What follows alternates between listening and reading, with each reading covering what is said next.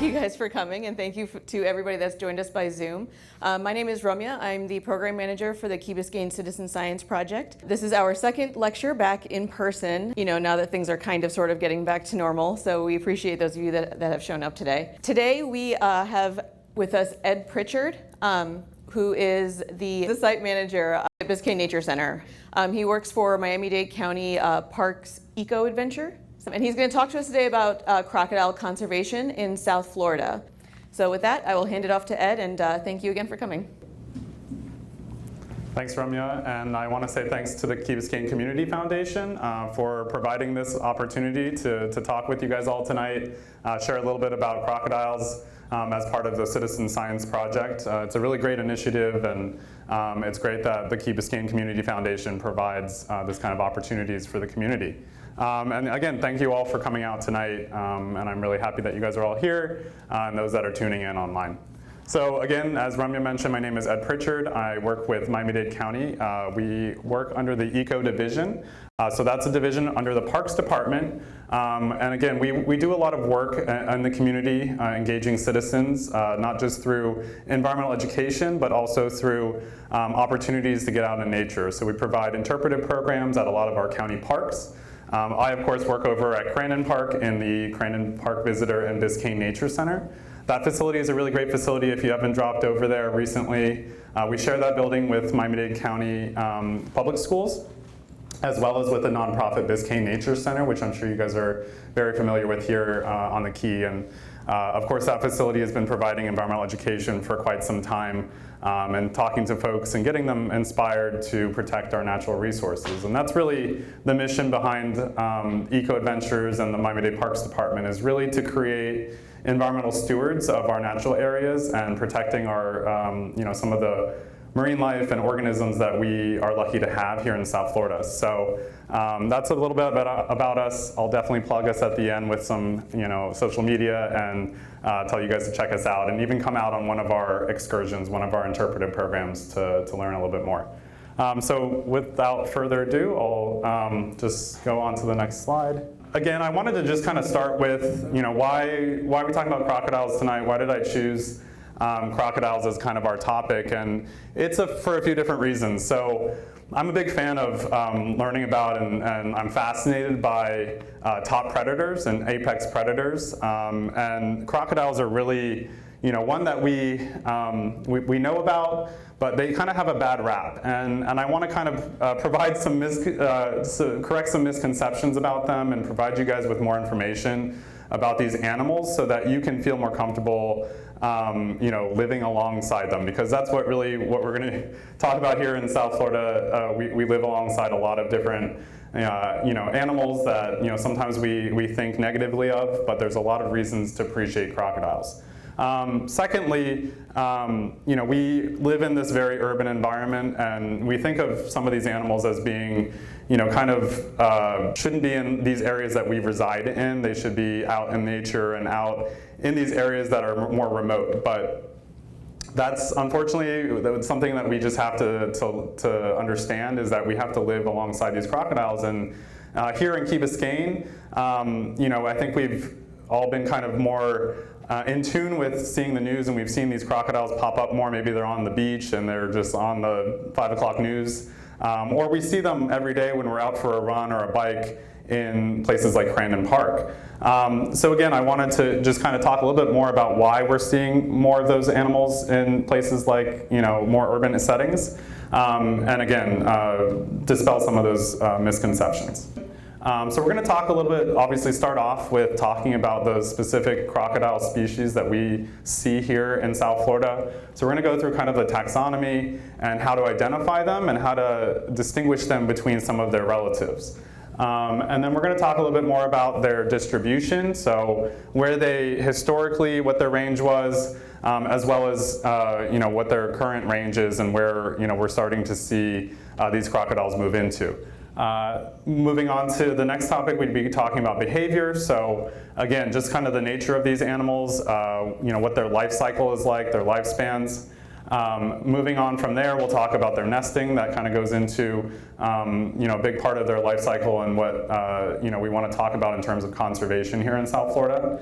And we'll talk about the threats that they face. So specifically here in South Florida, how they are interacting with humans, what are some of their natural threats, as well as some of the ones that are more man-made. And then we'll wrap up with talking about their conservation, some of the conservation efforts that are underway here in South Florida, and specifically here in Miami-Dade County. And then I'll just kind of wrap up with ways in which you can help conservation measures here, and how you can go out into the world and promote crocodile conservation. Let's talk about this entire order of Crocodilia. So there's 3 families of Crocodilia, and as you can see our taxonomic chart over here. So we have 3 families, and they're kind of separated kind of by the region that you might find them. So let's start off with Crocodilidae. So that's mostly in the Americas. That's where the American crocodile falls. Then we have the Alligatoridae. So those are obviously our alligator species. So you'll find those in Africa, Asia, of course, here in the Americas. There's 8 of those species in that family. And then we have Gavialidae. So that one is an Asian species. There's 2 that fall into that family. So you can see there's a variety of species. We have 24 species of crocodiles that fall into the order Crocodilidae around the world. So this is kind of a more visual representation of this order of crocodiles. So of course we have a range of sizes, we have a range of colors, and we're going to separate it just based off of Alligatoridae and Crocodilidae. And our American crocodile, which is what we're going to talk about this evening, is down here. It's really hard to read this. Here it is. So the American crocodile, and we're going to talk next about how to distinguish them from the American alligator, which is up here. So you can see, again, in terms of the size, the 2 that are represented here in South Florida are on the larger size of these families. And I love these graphics, just to plug. Peppermint Narwhal is a really great place to find graphics like this to give you a better understanding of organisms and representations of them. How do you distinguish a crocodile and an alligator? So there's a few different things that you can look for. Some of them are more obvious than others. One of the first things that I always look for in terms of, most of the time when you see a crocodile, it's from a distance. So it's going to take, and you don't want to approach that crocodile to distinguish, oh, well, what big teeth you have compared to, something else. So let's not do that. But that's one of the distinguishing factors is actually the teeth. So if you look at the top left up here in this little graphic, one major difference is the way that their jaw is shaped and the way that their jaw fits on top of the upper jaw and the lower jaw. So you can see on top the alligator is wider than the top jaw is wider than the lower jaw. So of course the teeth kind of just fit over the lower jaw. Whereas the crocodile, you can see the jaws are more of the same size. So when they clamp down, their teeth are actually interlocking when closed. So again, what a smile he has here compared to that alligator. There's also a telltale 4th tooth. So this tooth right here is something that, it's like that snaggle tooth that you'll see kind of crocodiles have. And then from the overhead perspective, they also have a different shaped jaw. So here on the bottom, you have the crocodile on the left and then the alligator on the right. And you can see the alligator has a more U-shaped snout, whereas the crocodile has more of that V shape. So, and the crocodile usually has a much longer snout, comes to more of a point. So those are 2 distinguishing characteristics about their jaws and their face. And then also, again, you're usually going to be able to distinguish based on where you're seeing this animal. So crocodiles are they're found more in saltwater and brackish water environments, whereas alligators are almost primarily freshwater. If you find an alligator out in the saltwater, they're not out there for a long time. They probably maybe got carried out on a current, or they're chasing prey, but for the most part, it's going to be distinguished by saltwater versus freshwater. And then, again, in terms of the, they're kind of the behavior, the crocodiles will be more, and we'll talk a little bit more about their behavior, but the crocodiles are going to be much more skittish and much more, at least the American crocodile, are going to be much more skittish and much more shy. So normally if they hear you approaching, they're going to leave, whereas an alligator really doesn't mind. They'll just kind of hang out.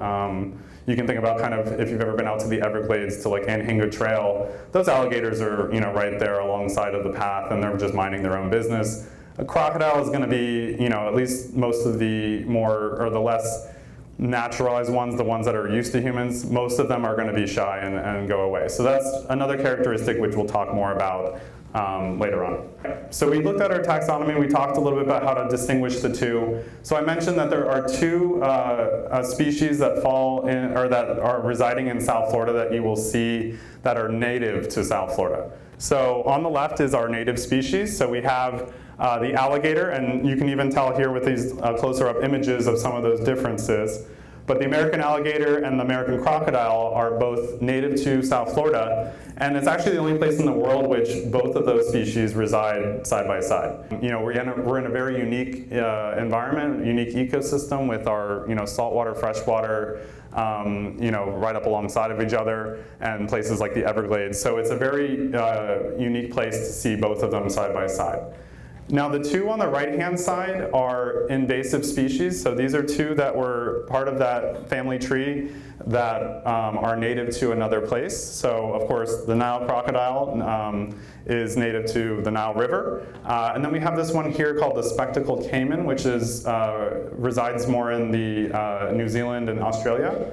And both of those species have been found in South Florida, not a huge population of them, but they've been spotted and seen. And you can definitely tell some of the differences, especially with that spectacled caiman and just in the coloration. The Nile and the American crocodile are usually more distinguished by the size. The Nile are those ones that you've probably seen in nature documentaries that A, are aggressive, and B, can get upwards of 13, 14 feet. So those are definitely ones that have been spotted here. And I wanted to bring those up because we talk about South Florida. We all know South Florida is such a haven for invasive species. We all know about the Burmese pythons, and of course, lionfish, things like that. And these two species have been spotted here, and most likely, just like other species of reptiles that have kind of taken over Key Biscayne, such as the green iguana, were probably brought here because of the exotic pet trade. So both of these could have been, as part of an exhibit or a zoo, or a personal collection, and either intentionally or accidentally was released. So again, just making note that we can even have large reptiles like this that are a part of that invasive pet trade, or that exotic pet trade, and have been released and now are wreaking. Again, these populations are smaller, but they're having an effect on the environment, and they're having an effect on the native species of Crocodilidae that reside here. So that's like direct competition for food. So those are our two the one that we're going to focus on tonight is the American crocodile, our native species to South Florida. So what's the American crocodile like? This one, the size, I was talking a little bit about Nile crocodiles, how large they can get. To be honest, it says up to 15 feet, but most of the ones that we find here are, around, on average, 9 to 10 feet. And again, that's just, differences in their variation and their range. Some of them grow larger than others, and their habitat and what they feed on. But they can be up to 2,000 pounds, so they're definitely a larger species, a top predator. And they're actually, like other large reptiles, can live a long life. So similar to like sea turtles, their lifespan, without a lot of threats, would be 60 to 80 years. And there are individuals here in South Florida that have been documented and tagged that can reach that age, which is great. And again, it would be remiss not to bring up here, and we'll talk more about it, but the American crocodile is listed as federally, it's on the endangered species list. It was originally listed as endangered. It's now been moved to threatened, and we'll talk about how that conservation program is going. And then also the IUCN, that's the, it's more of an international entity that recognizes imperiled species across the world. So they're listed as vulnerable on that list. And we know that American crocodiles are native to South Florida. Where do they reside? What's their range? And really the range is based off of the habitat. So they are mostly found in the tropics. So you can see here just a regional map of the American crocodile. They have the name American crocodile, but they do reside in Colombia, Venezuela, and then up through Central America. And then you can see here in Florida, their range is really only up to about the Naples-Sanibel region. And on the East Coast, it does go all the way up to Jupiter, but for the most part, and there's another map coming up, it's really up into this region here, just south of Fort Lauderdale. So those have been when they've been documented, and yes, there might be one or two that have made more strides up there farther north, but for the most part, the populations are in that Naples around to Fort Lauderdale region. So that's a little bit about where they're found. Again, the distribution can vary, but a lot of the population is going to be in this southern region, of course, where the Everglades meet Florida Bay, and then up here along Biscayne Bay. All right, so what about the habitat in this range? What kind of habitat are they looking for at different life stages? So here's just a couple pictures of what you might see if you're down. These both were taken down in the Everglades near Flamingo. But really, they're found mostly. They want to find a more secluded shoreline, one that's more vegetated. So mangroves are amazing for them. But they also like to hunt and forage in deeper channels, deeper waters. So a lot of times you can see here in the graphic here in the chart, they do prefer, and this is just observations from the University of Florida, looking at these areas within the Everglades where they're going, and where they're spending their time. So they love the ponds and the coves because, again, it's easy access. It's a sheltered kind of bay or body of water, and they're able to kind of find a refuge along the shoreline. They can kind of hide within the mangroves or the vegetation on the shoreline, and then slip into that deeper water. But what we'll talk about is that they also spend a lot of time, especially the nesting females.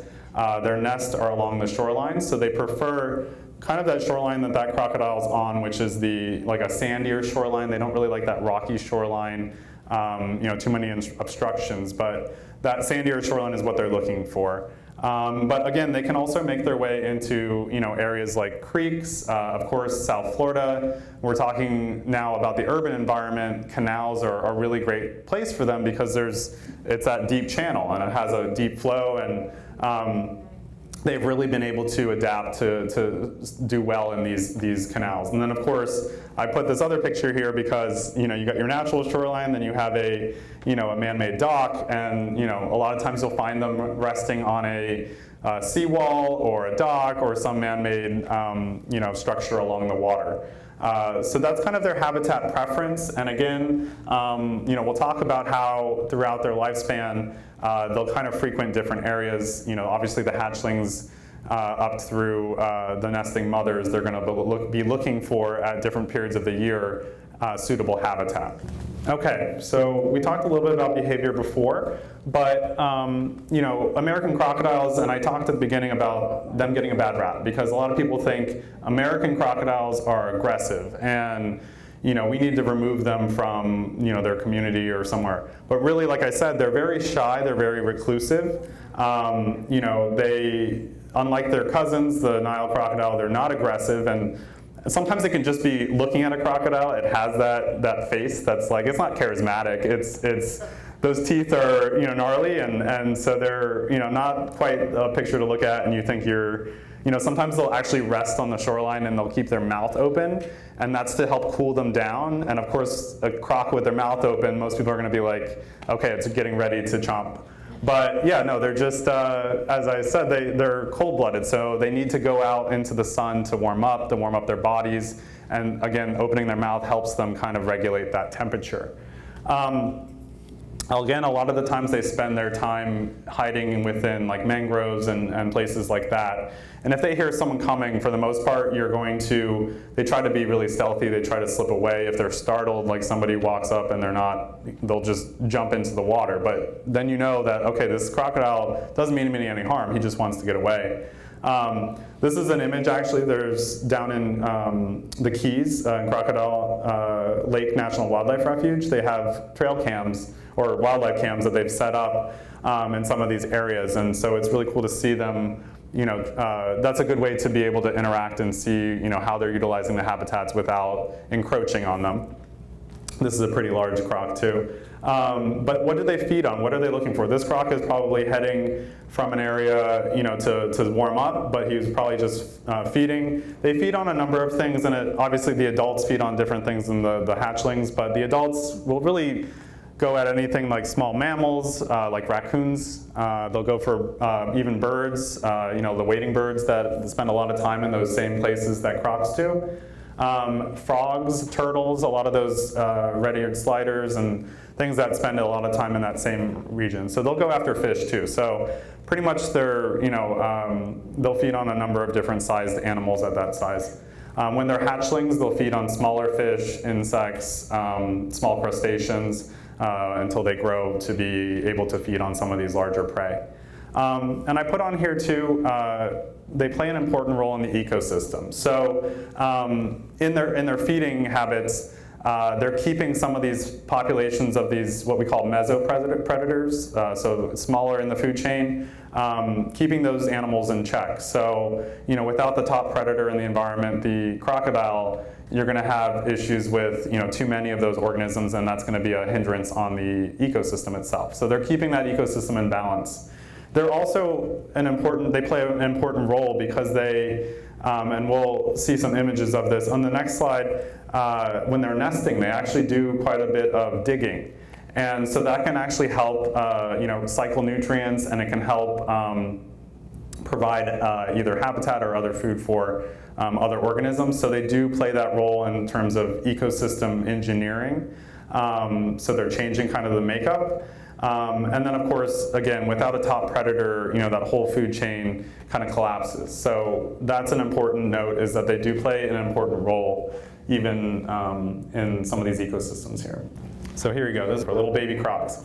I mentioned, so the mothers are looking for that sandy shoreline to find a suitable place to dig their nest. A lot of the areas along the mangroves, along some of our natural estuaries have kind of that silty, sandy sediment, and they love that because they can dig down. Their nests are usually close to a foot and a half, not as deep as maybe say our sea turtles.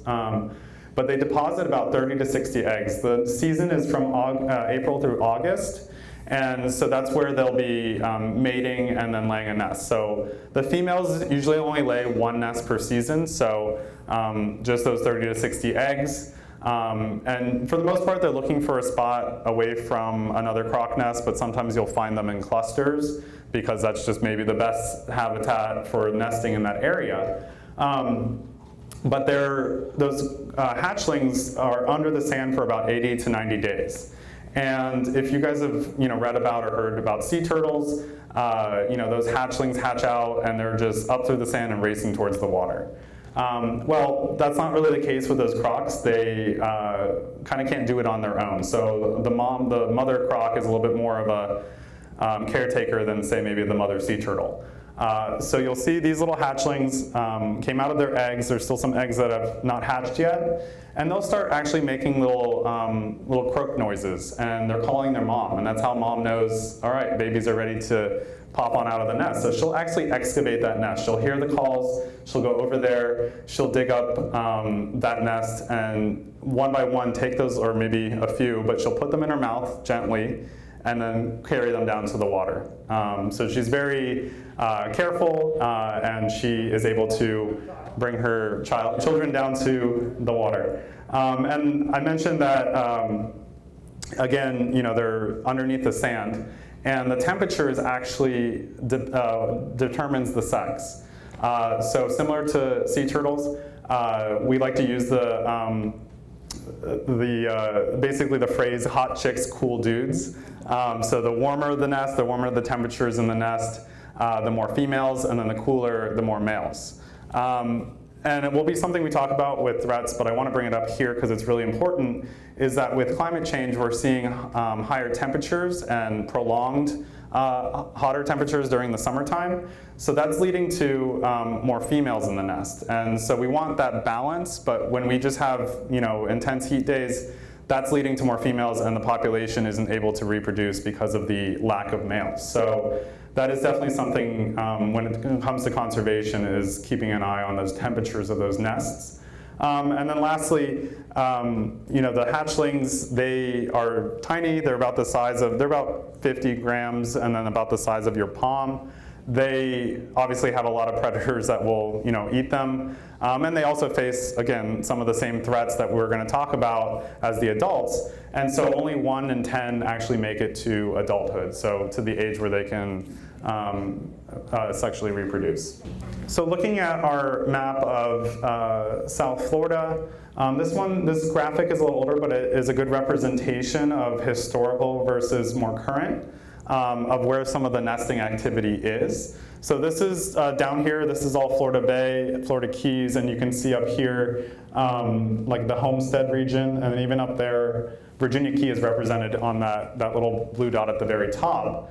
And then even over here towards Naples. So those are the blue ones are the current nests. Look, this graphic, 1970 to 2000, but it's very representative of today's nesting locations, compared to where that historical effort was more in that central Florida Bay. And if we were to look at an image, if we were to overlay this on a map of historical Florida before we went in and we dredged and filled in the Everglades, that natural flow of fresh water coming down through the Everglades would be coming out through this area right here into Florida Bay. And like Shark Valley Slough and Taylor Slough, that whole region was really that perfect environment for that freshwater saltwater mix, that brackish water, that estuary, that ecosystem that they depend on. But again, we've kind of altered the ecosystem, but they've been able to find places that maybe man-made, that we've created, that are suitable. So I wanted to bring that up in terms of looking at that historical versus current. So a little bit more about the hatchlings.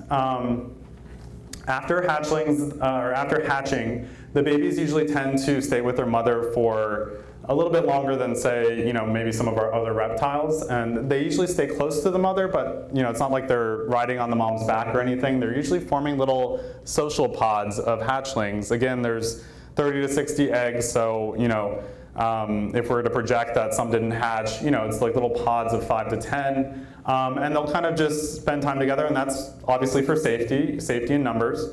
And when they feel threatened, they'll emit that call that I mentioned, that little grunt, and that lets the mother know that they're in distress. But the mother, stays nearby. But you can see obviously by this image, so there's research that's done on these animals, and they're able to capture some of these little hatchlings without mother knowing. So it's possible. But the mother is very motherly in the first few months. But really then that drops off because she's got a whole nother set of young coming the next season. So she usually lets them out on their own. So it's really a small amount of time, but it's a little different than, say, some of the other reptile species in terms of the motherly duties. Again, I put 1 in 10 make it to adulthood.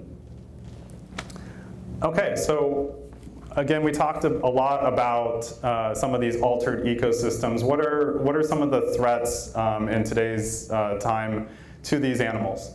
And I'll start with just kind of the historical threat. I talked a little bit about this with some folks before the lecture, but we're all kind of familiar with those alligator products or the crocodile products, the handbags, the the skins and things like that, the hides. They were hunted for that reason earlier in the early 1900s. And then they were also just hunted for sport. Back then, killing a large predator was, something of a, prize for people. So a lot of them were hunted, and that was really what kind of set their populations back to start. Then we move into like the 1930s, when really South Florida was starting to boom in population. And we've come to, channelize. We wanted to, make it more suitable for us. So we've channelized a lot of that natural Everglades ecosystem, and that obviously altered the water, altered the flow, the quality, the quantity of water that made it to those habitats that they depend on. And so I put, habitat destruction. So it can be things like that. It can be canals. It can be reworking the water, but it can also be destroying the habitats along the coast. So we've developed a lot of our coastal estuaries and ecosystems. We filled a lot of those in to build, and that obviously, plays a role for them in the nesting and providing shoreline habitat for that stage of their life. So we've definitely, altered both the interior and exterior, regions that they depend on. And I talk about the Everglades and the importance of crocodiles. They really are a sentinel species, or a species that can really give us an idea of how maybe we've obviously started working on Everglades restoration. They can kind of give us an idea of how that's progressing. We have efforts to bring water back to Everglades National Park. This past couple of years, we've had a lot more water flow coming in, freshwater flow into that park, what it historically would have done underneath Tamiami Trail, and we've removed some of those blockades. And we've seen crocodile, populations starting to rebound in those regions that are being inundated with more fresh water. And so again, it's a very direct, correlation between how the crocs are doing and this effort to restore the Everglades and the flow of water, not just for the ecosystem and these animals, but the goal is to provide that fresh water for us as well. That's the goal, is to have that system work for us and work for these animals and these ecosystems. And so that's something that crocodiles can help us with. I put a couple other ones on here that are, maybe less, they take less crocodiles a year, but vehicle strikes. So, another result of development is, a lot of these habitats, we saw that croc walking in that wildlife cam before, they move from environment to environment, and we have, a lot of these roads act as, they have to cross, and they're not fast-moving species. So, we have areas, especially if you guys have been down Cart Sound Road into Key Largo, that is actually where the National Wildlife Refuge for crocodiles is here in Florida. And there's that main road crossing. US 1, they put up fences, but Cart Sound Road, it's really easy for them to get hit along there. So that's where this sign is, Crocodile Crossing. And then we talked a little bit about invasive species. So we talked about the spectacled caiman and the Nile crocodile competing for space and resources and food. But we also have invasive species that are feeding on the hatchlings and the eggs. So things like tegus, those are kind of it's a type of iguana that is brought in from the exotic pet trade. They're kind of a darker black. And then also green iguanas too. So they've seen these invasive reptiles actually feeding on these croc hatchlings and eggs. So obviously that's a problem if these invasive species, especially these reptiles, and then I didn't mention, but Burmese pythons as well have been documented taking those eggs from the nests. They're not in check, then we're going to have a lot of predation from invasive species. And then lastly, climate change, and we talked about how its impact on their nesting, the sex ratio in the nests, but we can also talk about it in the sense of sea level rise, because we do have some of these ecosystems being altered. And you might think, okay, well, sea level rise, that's more salt water. But again, we need to talk about how they prefer and they reside in these estuaries, which are traditionally more brackish. So there needs to be that freshwater flow, and when you have that saltwater intrusion and that sea level rise making its way all the way up into the Everglades, it is destroying some of that habitat that they depend on. So I just want to take a little break and just do a little quick poll. So we talked about kind of that historical and current crocodile populations. So recent population assessments estimate that the population of American crocodiles in the US is around how many individuals? Does anyone care to guess or know? On the back there? B. So B, 2,000? Yep, you're right. So the population is around, recent assessments, nicely done, are between 1,500 and 2,000 individuals. So you would think that is not as many as you might think. You might have thought, closer to 10,000. But that population is actually pretty healthy. Because again, if we look at the range of this American crocodile, again, this says United States. So that's really the American crocodile population is only in that southern Florida region when you look at that range map. Now there's closer to probably 20,000 if you include Colombia, Central America, the Caribbean, Cuba, places like that. But here in the States, that population is pretty healthy. So 1,500 to 2,000, that's kind of what the ecosystem or the habitat that's the capacity, the carrying capacity of that ecosystem. Now, if that increases up to 5,000, then that means that that habitat might be more suitable, or there's more suitable habitat that they're finding. And also that would be good because that means their population is rebounding. Now, in terms of the population and where those individuals are. So real quickly, so just to bring up the endangered species list, they were listed in 1975 as endangered, and that's when their populations were more in the hundreds. So now in 2007 they were actually relisted as threatened, so that's a step up, and that's because those populations were doing well. Remember that nesting graphic, we've started to see more nesting. And so that led to a bigger population. And really the conservation effort really got started there in the 1980s, once that population had been listed, to try to track and study more of these populations here in South Florida. This image over here looks pretty, pretty scary, but this crocodile, was documented down in the Keys by the University of Florida. And there's a few different teams that work to study and do research on these crocodiles. And so they started population assessments. So sometimes that just involves just going out and spotting crocodiles. Usually their method is to go out at night. It's really usually easy to spot them because they're a little bit more active, and their eyes shine in like a flashlight or a beam. Kind of spooky, but that's the best time to usually go out. And they're usually a little less active, or easier to capture.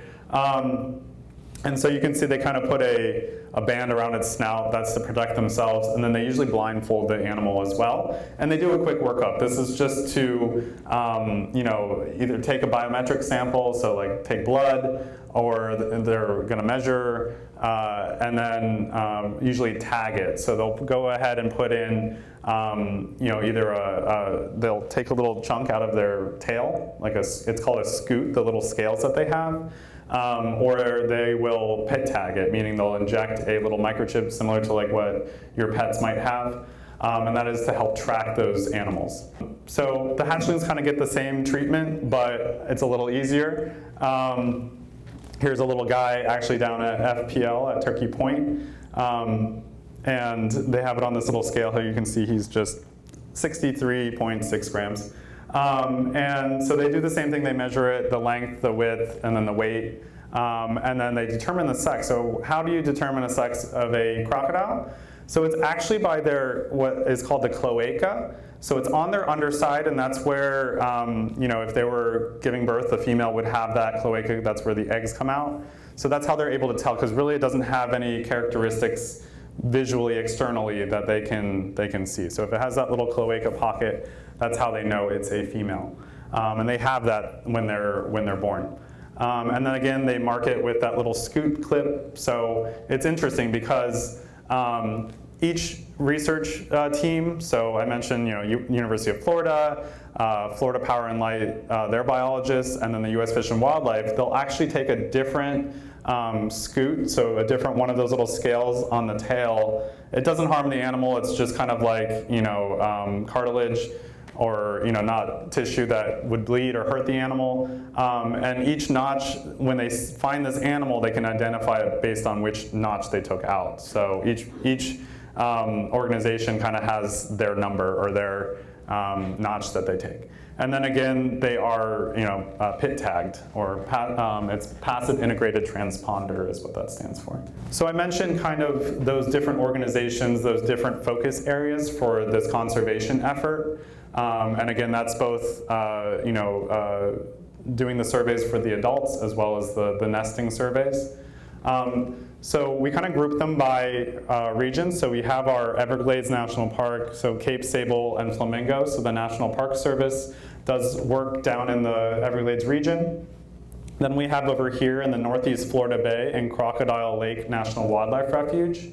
The National Wildlife Refuge is managed by the U.S. Fish and Wildlife Service, so their team does work there, as does the University of Florida. So the University of Florida has their research station down there. And then you'll see up in the Biscayne Bay region, we have Turkey Point Power Plant, that's down in Homestead, and then the upper Biscayne Bay. So that's including Key Biscayne, it's including areas like Homestead Bayfront Park and Biscayne National Park, as well as county parks, as I was talking about at the beginning, Crandon Park, Matheson Hammock Park, Deering Estate. So that population up there, again, as we saw in that historical versus current, are more of these newer areas that they're starting to find suitable habitat for nesting. So let's look at these conservation focus areas.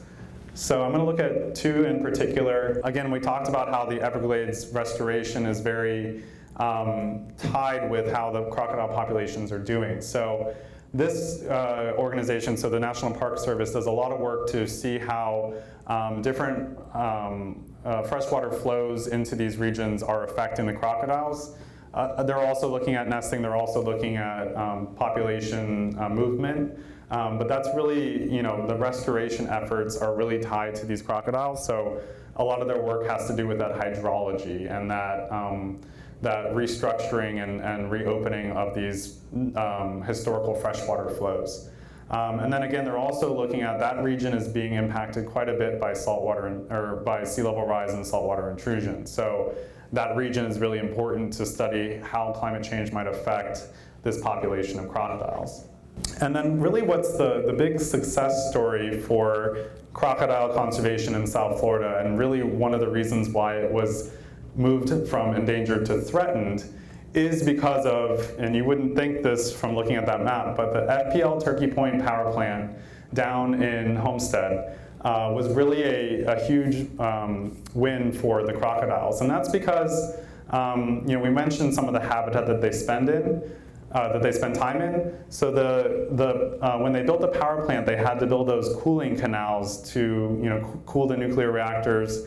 And so it's a series of canals that run from, they're east-west, that run alongside of the power plant, and they empty out into Biscayne Bay.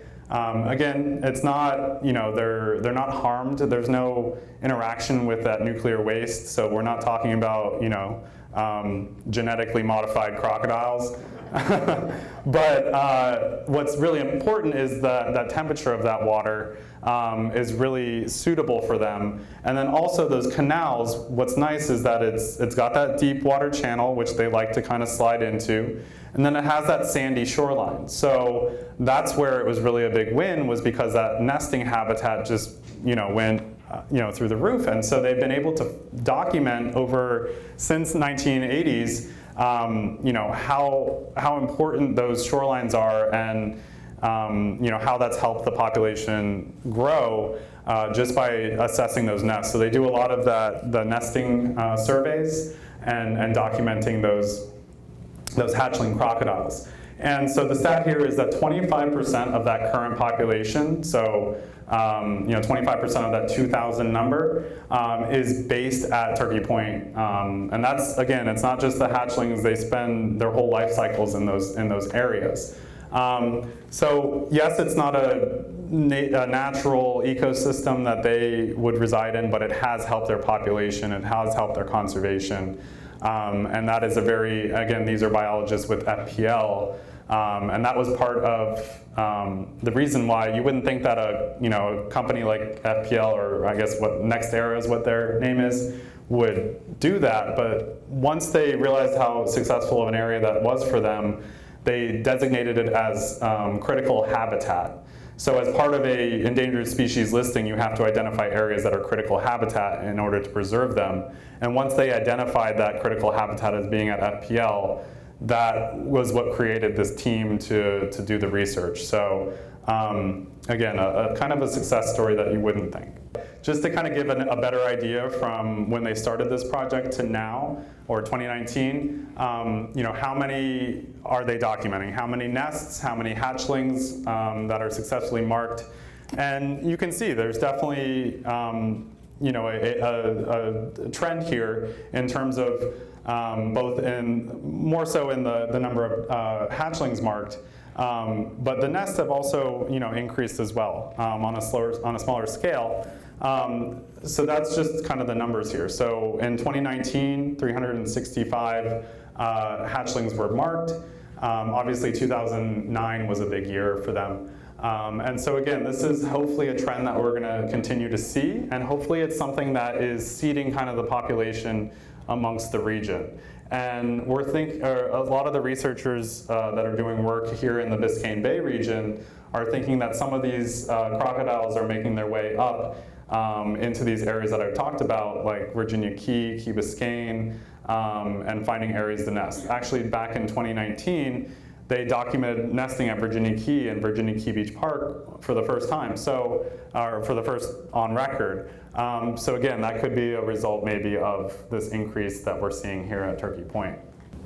All right, so now that we know a little bit more about crocodiles, we've dispelled some of those rumors, we've understand maybe their habits more, and we know a little bit more about why it's important to conserve them. How can we interact with these animals in a positive way? How can we live with crocodiles, really? Because that's kind of what we're going to have to do, because these are protected animals.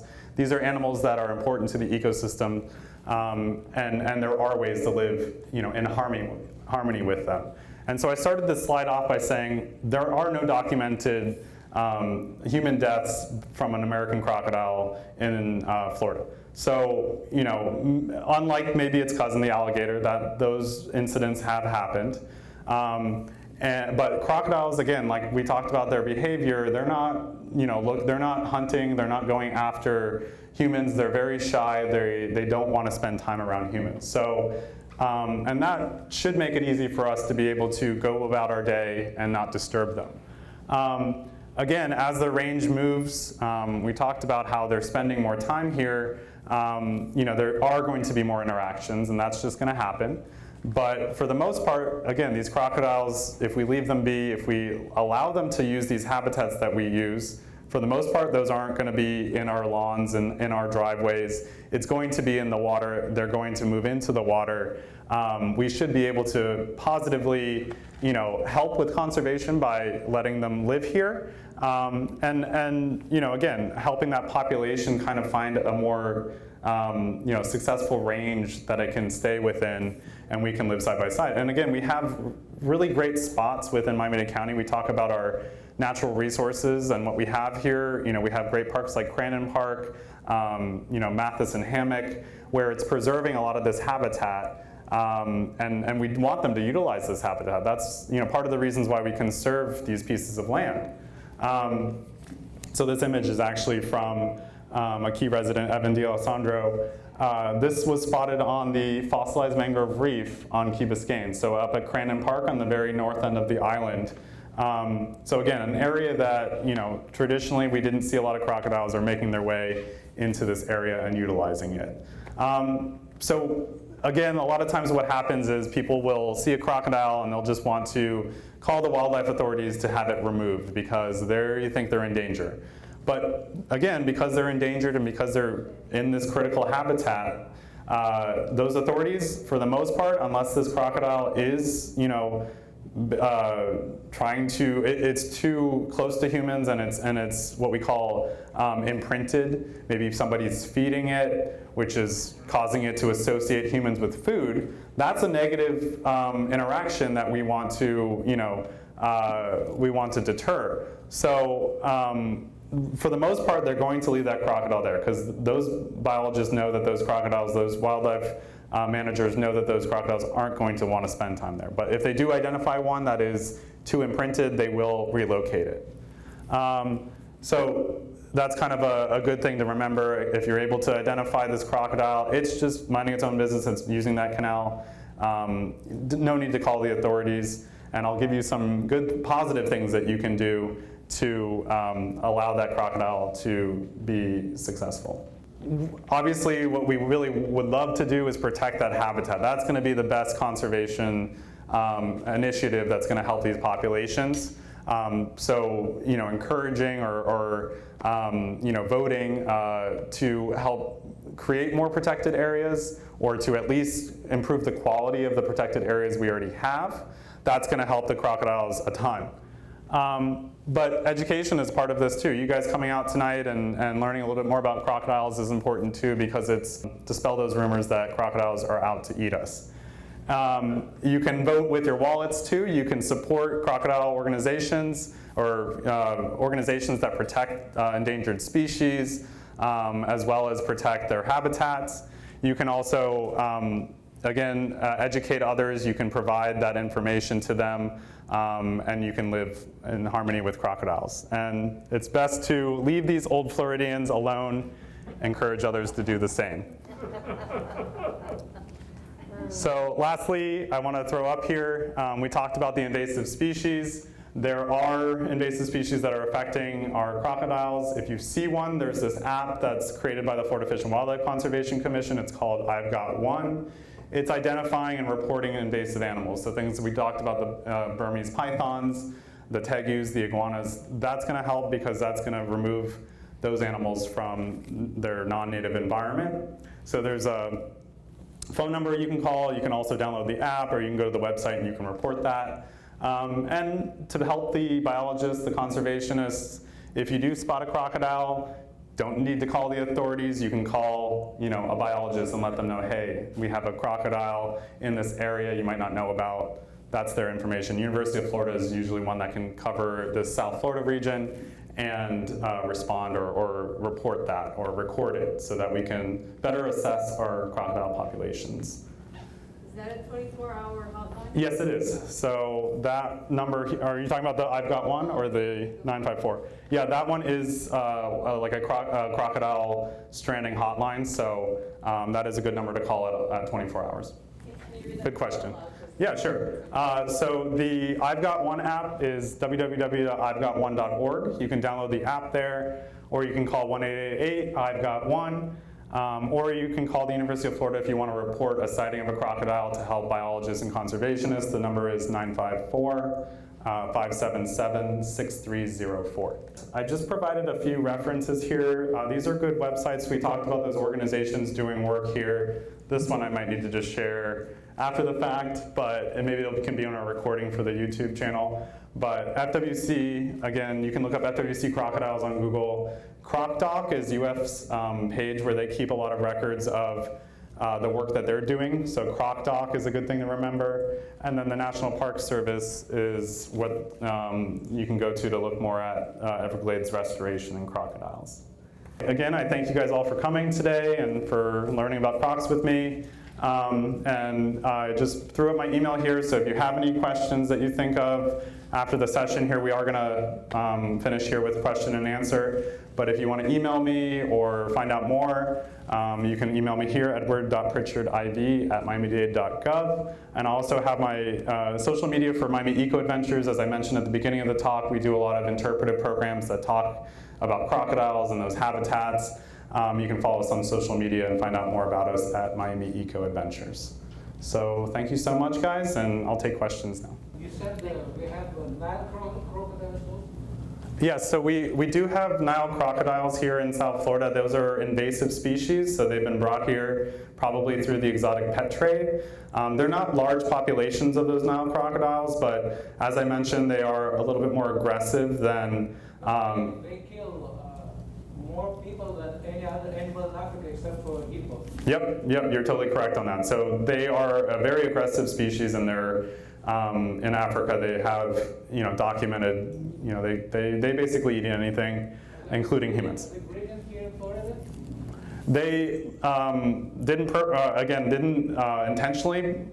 They were brought here as an invasive or as an exotic pet, and maybe got released, and their populations were able to grow. But that wasn't an intentional thing by anyone with authorization to. But they are breeding. They are breeding, yes, but their populations are quite small as far as the most recent assessment. Nothing where it's like that's going to be overtaking our other. They require different habitat. They require different food. So those populations probably will stay pretty much in check. And again, there's researchers that are looking at American crocodiles and the interactions with Nile crocodiles and doing what they can to remove those invasives. But where are they located? In Everglades or? Yeah, those are more found in those more remote areas. So kind of the eastern Everglades region, the Florida Bay region, as far as I know from what I've seen in the documented studies. We have a question from Zoom. Is there any chance a crocodile will be swimming here by the condominiums near swimmers? So they have seen crocodiles actually on the beach on Key Biscayne. I think that happened a couple of years ago. It was in the Islander. But those crocodiles, they were just making their way through. They weren't coming up onto the beach to, catch a swimmer. And again, they're not looking. Most of the time, I mean, I know the ones that were in that instance were smaller ones. So they're like maybe 3.5 to. They're about 3 feet long, so they weren't preying on people. They weren't going after people. They're not looking to come and, bite a human. They're looking to, they were just making their way through. And again, that's really what I want to get across is that, we have crocodiles here on Key Biscayne. There's resident ones here in Crandon Park and the Crandon Gardens. There's some in Bill Baggs, but, they're not going to come out and come after us. And they tend to be more shy, right, than alligators. And we don't really have alligators because there's not a lot of fresh water. Yeah, you're going to see alligators more up in the canals and farther inland. There's a beach patrol that the county puts, and he drives in a big white truck up and down at night. And I happened to stop him because it was in the middle of the turtle hatching that had just occurred. And I said, "You're gonna run over the little turtles in this truck?" And he's like, "Well, we're here to supervise the beach up and down, and there's a few crocs that come out of the zoo and will sit on the sand." Yep. Yeah, so there's there's resident ones in Crandon Gardens or the old Crandon Zoo that do make their way over to the beach. And as well as on Virginia Key, we've done sea turtle surveys along Virginia Key. If you guys were here last week with Moraes was presenting, they do sea turtle surveying on Virginia Key, and we've documented and we've alerted UF that there are crocodiles making their way. You can see their track, their tail drag, and then you can see their footprints in the sand. So they do, at night, make their way over to the beach. So yeah, it's something that just the park managers, the folks that are out there at night, providing more information to them to let them know, you are sharing this beach at night with not only our sea turtles. I mean, hopefully they were, not driving on the beach at night during sea turtle nesting season because that's definitely not allowed. But doing the same thing for crocodiles too. I have a two-part Sure. thing on nests now. Yeah. Are you monitoring the nests that occur, like the sea turtle nesting monitoring? Yeah, so specifically sea turtles? Out and so forth. Yeah, so Miami-Dade County actually monitors through the same Parks Department, monitors all of the nesting in Miami-Dade County with the exception of, I mentioned, Moraes, the nonprofit, does Virginia Key. Bill Baggs, the Florida State Park Rangers monitor Bill Baggs. And then Biscayne National Park is monitored by the park rangers with Biscayne National Park. But every other sandy beach, including Crandon Park and Key Biscayne, Miami Beach, Fisher Island, all the way up to the Broward County line is done by the Sea Turtle Conservation Program with Miami-Dade County. Apart by the footprints and stuff. Yeah, so the sea turtles they leave behind a pretty, it looks like a tractor. They have their flipper marks and then their body drag, their shell, the plastron of their shell. And so that's a pretty clear indication, whereas the crocodiles, they have the footprints, the handprints, and then the tail drag is just more of a, they're walking as opposed to dragging their bodies like sea turtles. And then, yeah, we monitor those nests by, marking them off when they're laid. So when we see that crawl, we have a team out every morning before anyone else gets on the beach, and we mark off with, you've seen those stakes and tape, and then we also GPS document where it is, and then we check that nest every day. So not only looking for new activity, but going through and checking up on every nest that's on the beach, to keep an eye on them and look for washovers or any predators trying to get in. And then once that nest hatches, the sea turtles, it takes about 45 to 60 days. They will, hatch out, and you'll see those little hatchling tracks. They look like, smaller versions of the adults. And they'll make their way, in a natural, ecosystem towards the water. Sometimes we have issues with them going the wrong way because of artificial lighting. They get distracted by that lighting because naturally in their ecosystem they'd be looking for the brightest horizon. Their instinct tells them. Whereas in places like Miami Beach, it's very bright and they go the wrong way. Here in Key Biscayne, luckily, we have really great lighting codes, and that's something that was adopted. So municipalities and counties can adopt the ordinance that the state of Florida has put together to protect sea turtles. So they have a lighting ordinance. It's not law, it's just a model lighting ordinance that municipalities can adopt. And fortunately, Key Biscayne, the village of Key Biscayne, has one of the strongest here in Miami-Dade County. So you'll go out in the summer at night and most of the buildings are either dark or have those red lights. The red lights, amber lights, are not visible by those hatchlings. So here in Key Biscayne, most of those hatchlings will make their way to the water. And the next morning, the sea turtle team will go out there and they will, they'll obviously mark off that it's hatched. They'll check to make sure, any hatchlings that are at the surface are, safe. And then 3 days later, just to allow for any stragglers to go on their own, they'll dig into the nest to get a better idea of the hatch success. Because it's an active conservation project, so we want to see what the hatch success ratios are. So they'll actually count the eggshells. These are, all the conservation teams across Florida do this to better, get an assessment of the population. And then once they've counted all those eggs, they just kind of throw them back into the hole, bury it, and then those decompose. And then, that nest is, taken, the rope and everything is taken off, and then that's it. Before they hatch now, is there some way to cool those nests some? Oh, so you're talking, about, we want to even out that ratio, right? Yeah, probably not without relocating them. Probably not without, exactly. So, whereas in the past, the state of Florida and the Fish and Wildlife Conservation Commission would allow relocation of nests. So, say a nest is maybe laid in an area where it's exposed to high tide or surf, it's laid below the high tide line. So obviously that nest would wash out. That mom might have just not been able to make all the way up the beach. Or it's in an area where there's really bad lighting. So in the past, FWC and the powers that control these, these ordinances and these surveys and activities with sea turtles would allow those authorized personnel to remove those eggs immediately, like the next morning after they're laid, because if it's after that, then those eggs are going to be disturbed more so because those hatchlings have set. But they can remove those eggs and bring them to a place that's safer, and they can usually, control that environment. Now, recently, the state and the conservation organizations have moved away from that because it's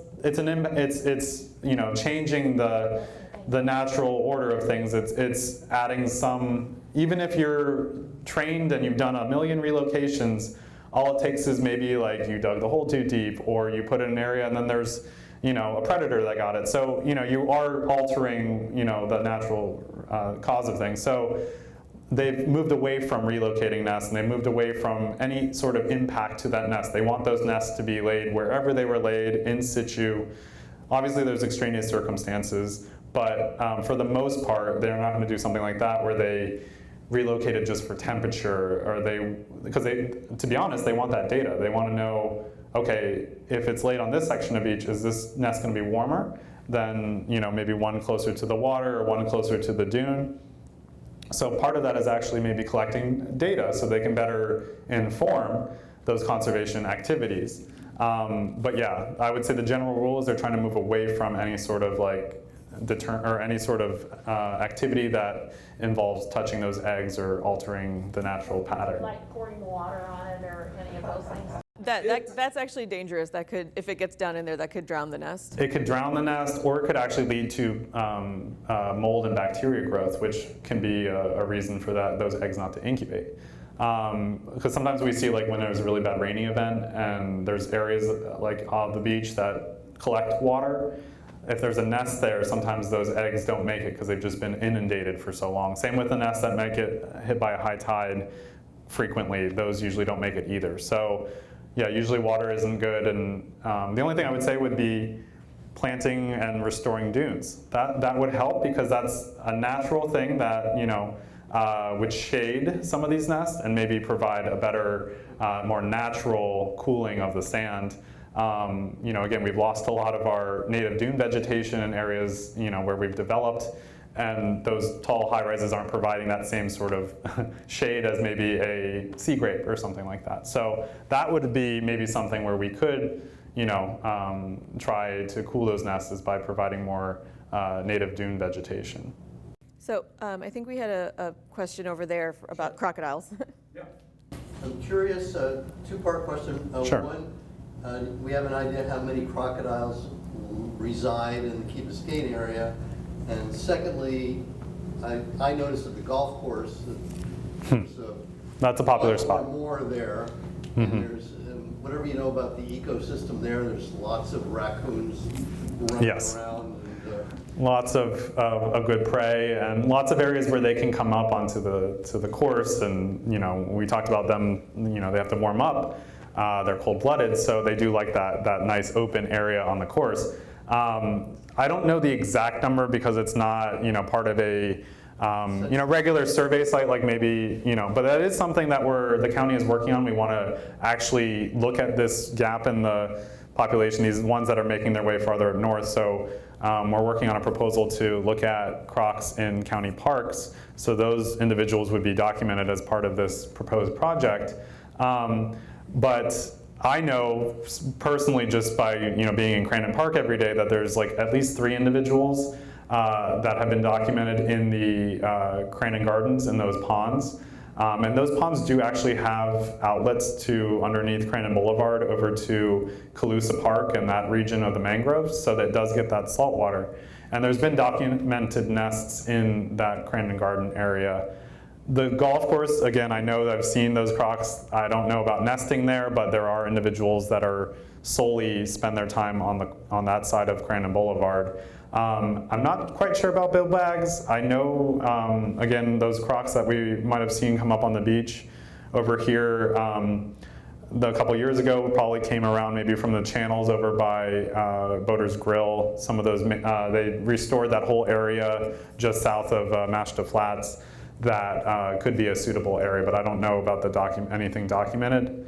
And then I know that UF has been starting to look at the ones over at Virginia Key, and those might be going from across Bear Cut from Virginia Key to Crandon, or Virginia Key to Bill Baggs. So those could be individuals that are just utilizing the entire habitat. But yeah, there are quite a few documented nests. There was in the news a couple of years ago that was the first documented nest in this area in a long time. So I know there's ones in Virginia Key, but I don't have a number for you. But hopefully we'll be able to do this research and fill in that gap as far as this population that's residing in this part of Biscayne Bay. Thank you. Sure. Any other questions from our Zoom audience? Or Do they crossbreed at all? the Species of crocs? not There hasn't been any documented like hybrid, not that I know of, well, at least with American crocodile. I can't say anything about some of these ones that maybe reside in Asia. Never really with alligators. Again, they kind of have different habitat preferences and things like that. So usually they're Also much farther apart Yeah. in their family tree, alligators and Yes. crocodiles, so they wouldn't be viable if that Yeah. happened. That's the better answer. The Nile croc and the American crocodile I don't think would be hybridized. I don't think there's anything documented. But that's an interesting thing because we know that sea turtle species there's hybrid sea turtle species that have been documented, but I haven't read anything in the literature about crocodiles. Do our crocodiles cross the road? I have not seen any crocodiles cross Crandon Boulevard, but I'm sure they're doing it. It's just at night in the cover of darkness. I'm sure those areas between Crandon Gardens and that area where that channel empties out into the bay, I'm sure they're making their way across, and hopefully they don't get hit. Well, maybe we need to put up a sign. There you go. We'll get a crocodile crossing sign for our backyard. Yeah, that would be great, and that would bring awareness that there are crocodiles here.